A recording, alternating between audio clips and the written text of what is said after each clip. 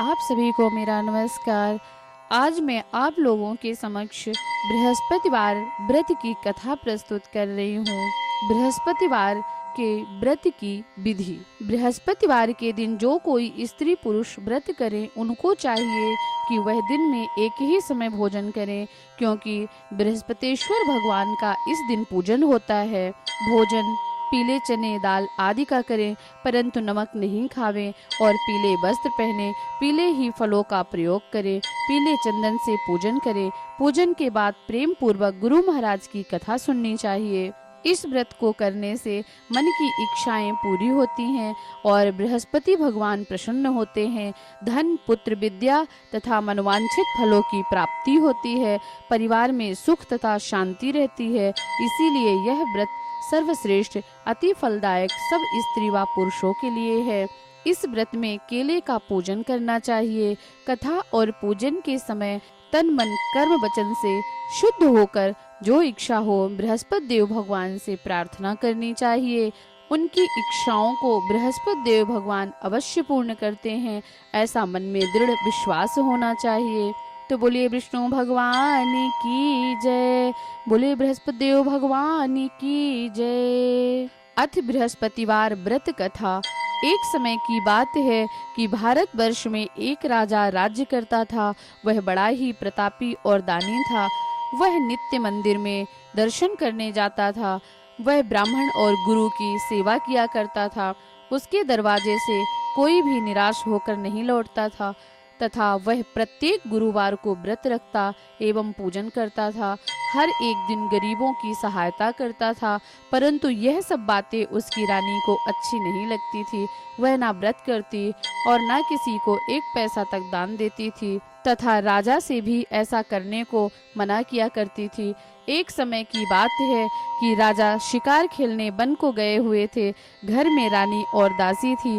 उस समय गुरु बृहस्पति देव भगवान एक साधु का रूप धारण कर राजा के दरवाजे पर भिक्षा मांगने आए। रानी से भिक्षा मांगी तो वह कहने लगी, हे साधु महाराज, मैं इस दान पुण्य से तंग आ गई हूँ। मेरे से तो घर का कार्य समाप्त नहीं होता। इस कार्य के लिए तो मेरे पति देव ही बहुत हैं। अब आप इस प्रकार की कृपा करें कि सब धन नष्ट हो जावे तथा मैं आराम से रह सकूं। साधु बोले, हे देवी, तुम तो बड़ी विचित्र हो। संतान और धन से कोई दुखी नहीं होता, इसको सभी चाहते हैं। पापी भी पुत्र और धन की इच्छा करता है। अगर आपके पास अधिक धन है तो भूखे मनुष्यों को भोजन कराओ, प्याऊ बनवाओ, ब्राह्मणों को दान दो, धर्मशाला बनवाओ, कुआं तालाब बावड़ी बाग बगीचे आदि का निर्माण कराओ तथा निर्धन मनुष्यों की कुमारी कन्याओं का विवाह कराओ और अनेकों यज्ञादि कर्म करो। इस प्रकार के कर्म से आपके कुल का यश होगा और परलोक में सार्थक होगा एवं स्वर्ग की प्राप्ति होगी। मगर वह रानी इन बातों से खुश न हुई। वह बोली, हे साधु महाराज, मुझे ऐसे धन की आवश्यकता नहीं है जिसको और मनुष्यों को दान दूं तथा जिसको रखने उठाने में मेरा सारा समय बर्बाद हो जावे। साधु ने कहा, हे देवी, तुम्हारी ऐसी इच्छा है तो ऐसा ही होगा। मैं तुम्हें उपाय बताता हूँ, वैसा ही करना। बृहस्पतिवार के दिन घर को गोबर से लीपना, अपने केशों को धोना और केशों को धोते समय स्नान करना। राजा से कहना वह हजामत करावे। भोजन में मांस मंदिरा खाना, कपड़ा धोबी के यहाँ धुलने डालना। इस प्रकार 7 बृहस्पतिवार करने से तुम्हारा सब धन नष्ट हो जाएगा। यह कहकर वह साधु महाराज वहां से अंतर ध्यान हो गए। रानी ने साधु के कहने के अनुसार ही किया।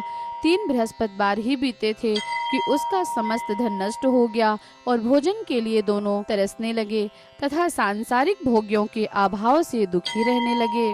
तब वह राजा रानी से कहने लगा कि हे रानी, तुम यहाँ पर रहो, मैं दूसरे देश को जाऊं, क्योंकि यहाँ पर मुझे सभी मनुष्य जानते हैं, इसीलिए कोई कार्य भी नहीं कर सकता। देश की चोरी परदेश की भीख बराबर। ऐसा कहकर राजा परदेश को चला गया। वहाँ जंगल में जाता और लकड़ी काट कर लाता और शहर में बेचता। इस तरह जीवन व्यतीत करने लगा। इधर राजा के घर रानी और दासी दुखी रहने लगी। किसी दिन भोजन मिलता, किसी दिन जल पी कर रह जाती। एक समय रानी और दासी को 7 दिन बिना भोजन के व्यतीत हो गए। तो रानी ने अपनी दासी से कहा, हे दासी, यहाँ पास के ही नगर में मेरी बहन रहती है, वह बड़ी धनवान है। तू उसके पास जा और 5 सेर बेझर मांग ला, जिससे कुछ समय के लिए गुजर हो जाएगी। इस प्रकार रानी की आज्ञा मानकर दासी रानी की बहन के घर गई और रानी की बहन उस समय पूजन कर रही थी, क्योंकि उस रोज बृहस्पतिवार था। जब दासी ने रानी की बहन को देखा और उससे बोली, हे रानी, मुझे तुम्हारी बहन ने भेजा है, मेरे लिए 5 सेर बेझर दे दो। इस प्रकार दासी ने अनेक बार कहा, परंतु रानी ने कोई उत्तर नहीं दिया, क्योंकि वह उस समय बृहस्पतिवार की व्रत की कथा सुन रही थी। इस प्रकार जब दासी को किसी प्रकार का उत्तर नहीं मिला तो वह बहुत दुखी हुई और क्रोध भी आया और लौटकर अपने रानी से आकर बोली, हे रानी, आपकी बहन तो बहुत ही धनी स्त्री है, वह छोटे लोगों से बात भी नहीं करती, क्योंकि मैंने उनसे कहा तो उन्होंने कोई उत्तर नहीं दिया। मैं वापस चली आई। रानी बोली, हे दासी, इनमें उनका कोई दोष नहीं है। जब बुरे दिन आते हैं तो कोई सहारा नहीं देता, अच्छे बुरे का पता तो विपत्ति में ही लगता है। जो ईश्वर की इच्छा होगी वही होगा, यह सब तो हमारे भाग्य का दोष है। इधर उस रानी ने देखा कि मेरी बहन की दासी आई, परंतु मैं उससे कुछ नहीं बोली, इससे वह बहुत दुखी हुई होगी। यह सोच कथा को सुन और विष्णु भगवान का पूजन समाप्त कर वह रानी अपनी बहन के घर चल दी और जाकर अपनी बहन से कहने लगी कि हे बहन, मैं बृहस्पतिवार का व्रत कर रही थी, तुम्हारी दासी गई, परंतु जब तक कथा होती है तब तक ना उठते हैं ना बोलते हैं, इसलिए मैं ना बोली। कहो दासी क्यों गई थी? रानी बोली, हे बहन, हमारे पास अनाज नहीं था, वैसे तुमसे कोई बात छिपी नहीं है, इस कारण मैंने तुम्हारे पास दासी को 5 सेर बेझर लेने के लिए भेजा था। रानी बोली, हे बहन, देखो, बृहस्पति भगवान सभी की मनोकामना पूर्ण करते हैं, देखो शायद तुम्हारे घर में अनाज रखा हो।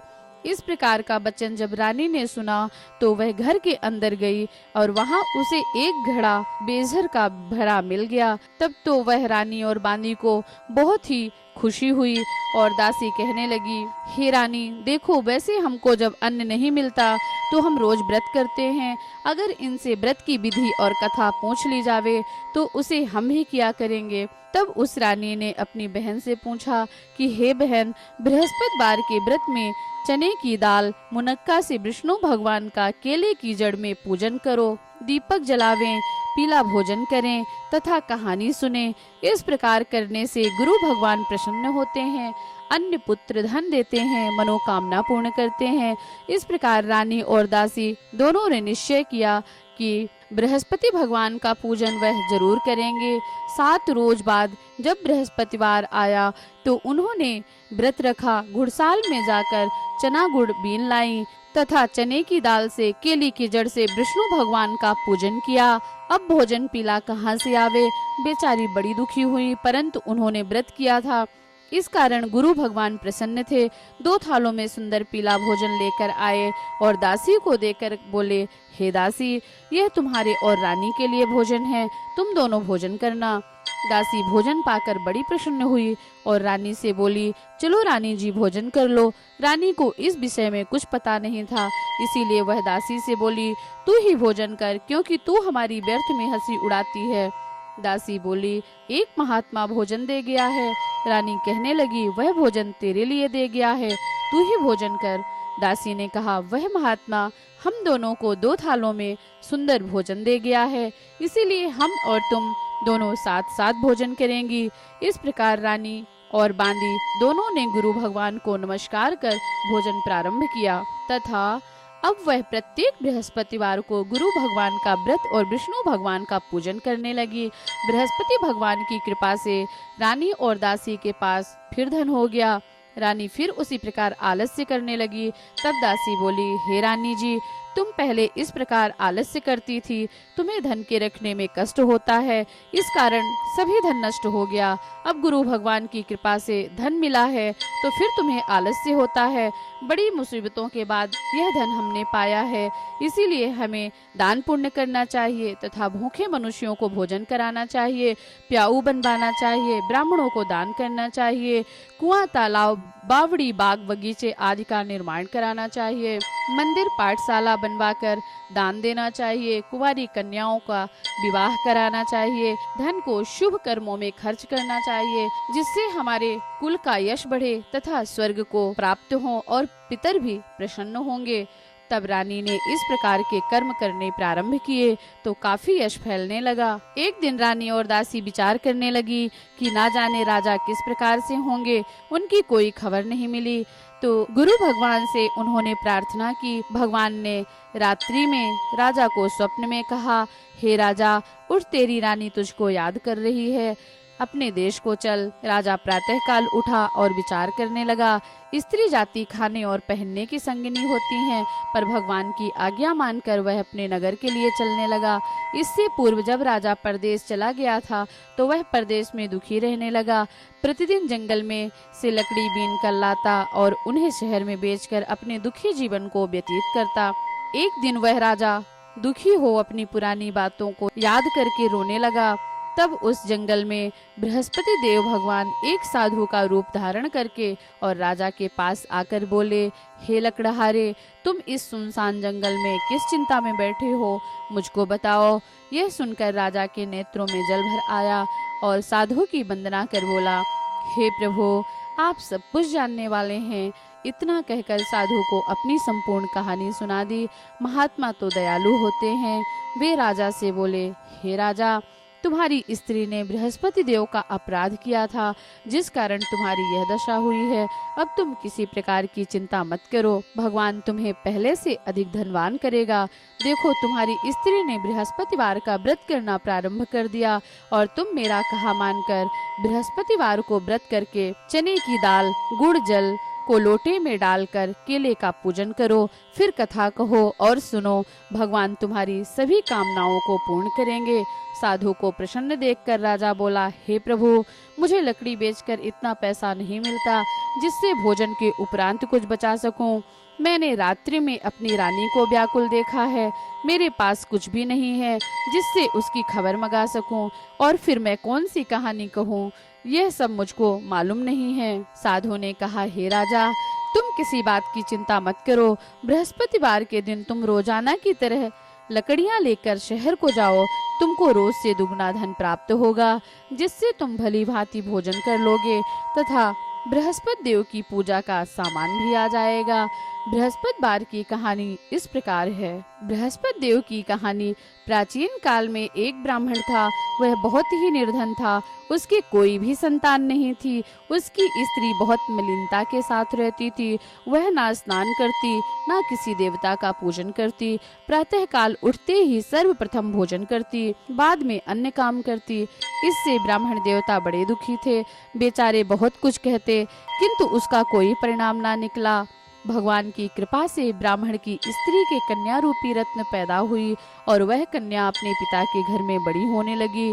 वह बालिका प्रातः स्नान करके विष्णु भगवान का जाप करने लगी, बृहस्पतिवार का व्रत करने लगी और अपने पूजन पाठ को समाप्त करके स्कूल जाती तो मुट्ठी में जौ भर के ले जाती और पाठशाला के मार्ग में डालती जाती। वही जौ स्वर्ण के हो जाते तो लौटते समय उनको बीनकर घर को ले आती थी।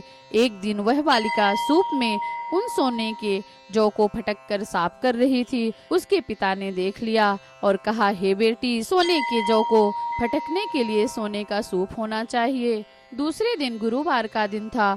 इस कन्या ने व्रत रखा। बृहस्पति देव भगवान से प्रार्थना करके कहा, हे प्रभु, मैंने आपकी पूजा सच्चे मन से की हो तो मेरे लिए सोने का सूप दे दो। बृहस्पति देव भगवान ने उसकी प्रार्थना स्वीकार कर ली। रोजाना की तरह वह कन्या जौ फैलाती हुई जाने लगी। जब लौटकर जौ बीन रही थी तो बृहस्पति देव की कृपा से उसे सोने का सूप मिला। उसे वह घर ले आई और उससे जौ साफ करने लगी, परंतु उसकी माँ का वही ढंग रहा। एक दिन की बात है कि वह कन्या सोने के सूप में जौ साफ कर रही थी। उस समय उस शहर का राजपुत्र वहां से होकर निकला। इस कन्या के रूप और कार्य को देखकर वह मोहित हो गया तथा अपने घर आकर भोजन और जल त्याग कर उदास लेट गया।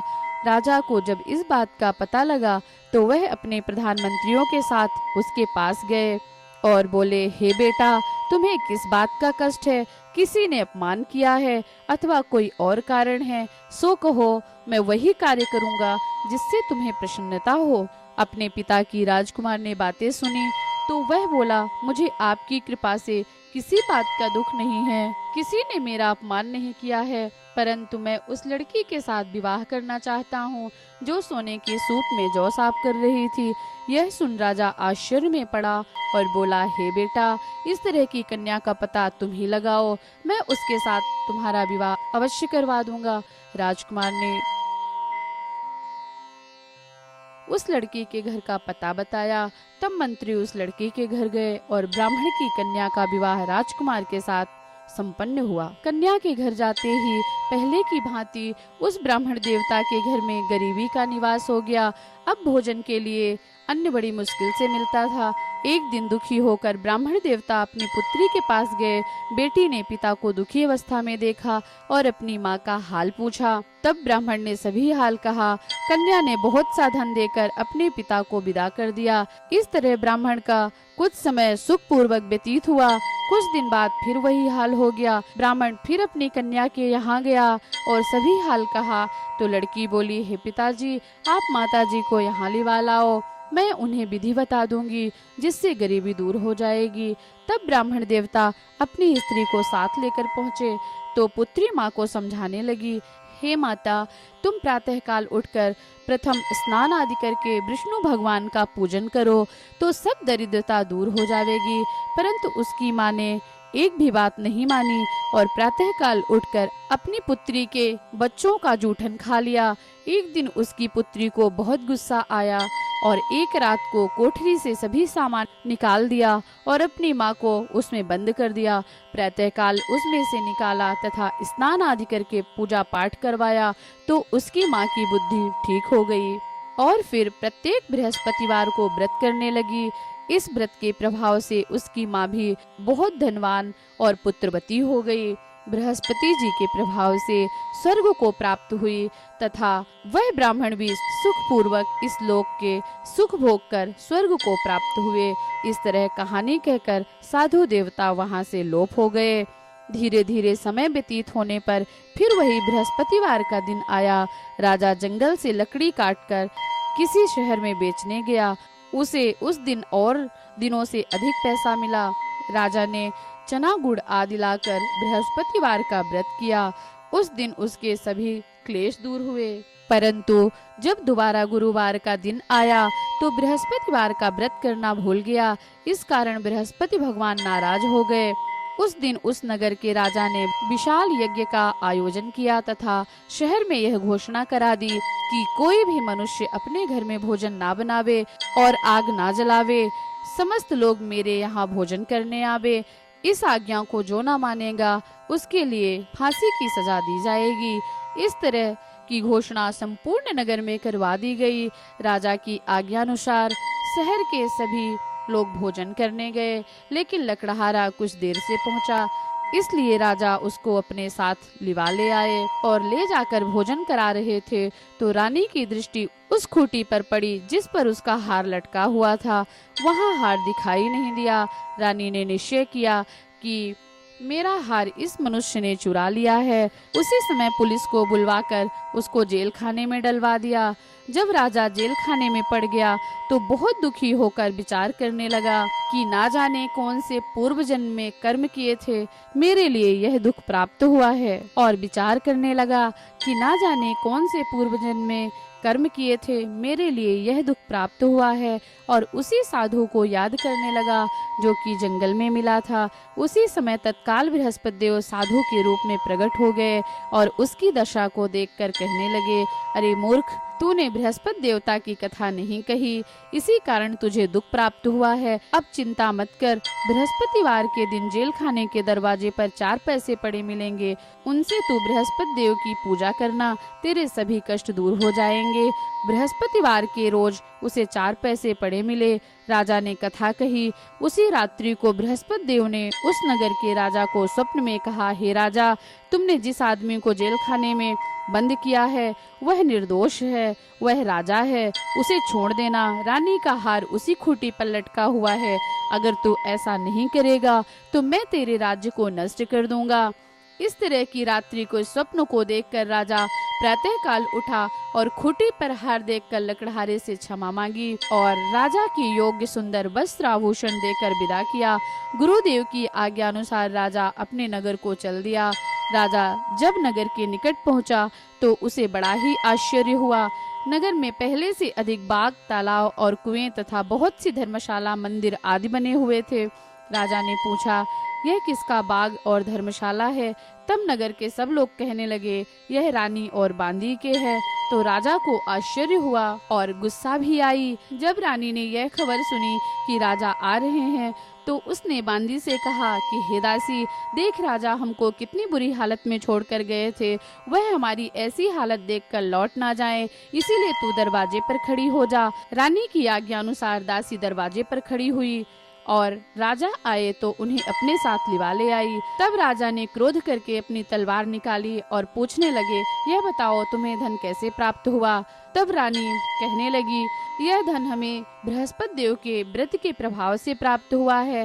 राजा ने निश्चय किया कि 7 रोज बाद तो सभी बृहस्पति देव की पूजा करते हैं, परंतु मैं रोजाना दिन में 3 बार कहानी कहा करूंगा तथा रोज व्रत किया करूंगा। अब हर समय राजा के दुपट्टे में चने की दाल बंधी रहती है तथा दिन में 3 बार कहानी कहता। एक रोज राजा ने विचार किया कि चलो अपनी बहन के यहाँ हो आवे। इस तरह निश्चय करके राजा घोड़े पर सवार हो गया और अपनी बहन के यहाँ चलने लगा। मार्ग में उसने देखा कि कुछ आदमी एक मुर्दे को लिए जा रहे हैं। उन्हें रोककर कहने लगा, अरे भाइयों, मेरे बृहस्पति देव की कहानी सुन लो। वे बोले, लो ये तो मर गया है, इसको तो अपनी कथा की पड़ी है। परंतु कुछ आदमी बोले, अच्छा कहो, हम तुम्हारी कथा भी सुनेंगे। राजा ने दाल निकाली और जब कथा आधी हुई कि मुर्दा हिलने लगा और जब कथा समाप्त हो गई तो राम राम करके मनुष्य खड़ा हो गया। आगे मार्ग में एक किसान खेत में हल चलाता मिला। राजा ने उसे देखा और उससे बोला, अरे भैया, तुम मेरी बृहस्पति देव की कहानी सुन लो। किसान बोला, जब तक मैं तेरी कथा सुनूंगा तब तक 4 हरैया जोत लूंगा, जा अपनी कथा किसी और को सुनाना। इस तरह वह आगे चलने लगा। आगे मार्ग में उसे एक किसान खेत में हल चलाता मिला।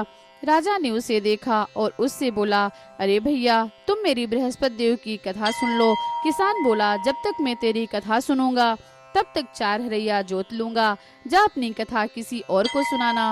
इस तरह राजा के हटते ही बैल पछाड़ खाकर गिर गए तथा उसके पेट में बड़ी जोर से दर्द होने लगा। उसी समय उसकी माँ रोटी लेकर आई थी।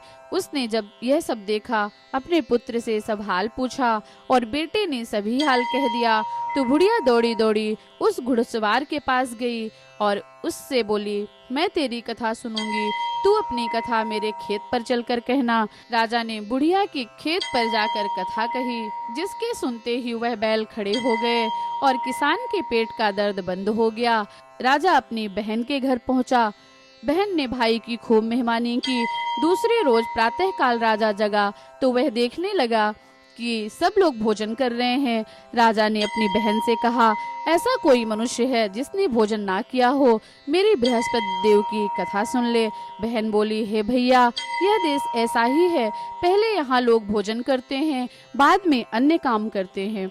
अगर कोई पड़ोस में हो तो देखाती हूँ। ऐसा कहकर वह देखने चली गई, परंतु उसे कोई ऐसा व्यक्ति नहीं मिला जिसने भोजन ना किया हो। अतः वह एक कुम्हार के घर गई जिसका लड़का बीमार था। उसे मालूम हुआ कि उसके यहाँ 3 रोज से किसी ने भोजन नहीं किया है।